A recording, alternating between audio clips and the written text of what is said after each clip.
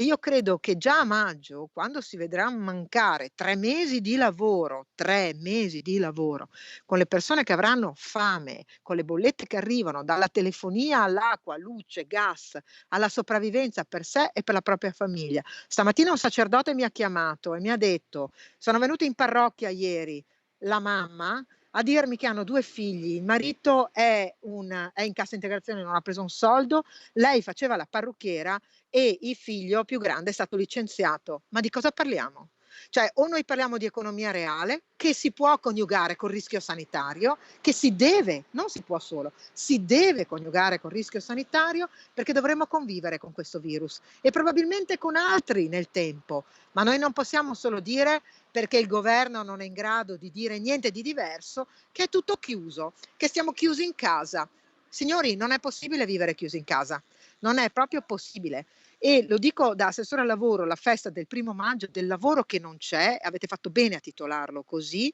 che la cosa che mi ha colpito è che i prefetti, quello di Vicenza in particolare, che conosco come persona attenta al mondo dell'economia, che so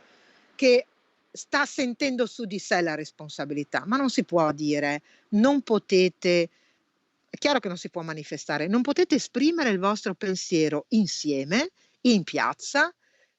in un giardino pubblico, perché state violando la normativa". Guardate, stiamo parlando che se avessero tenuto il pugno duro così, con delinquenti e spacciatori, con tutta la polizia messa come stanno mettendo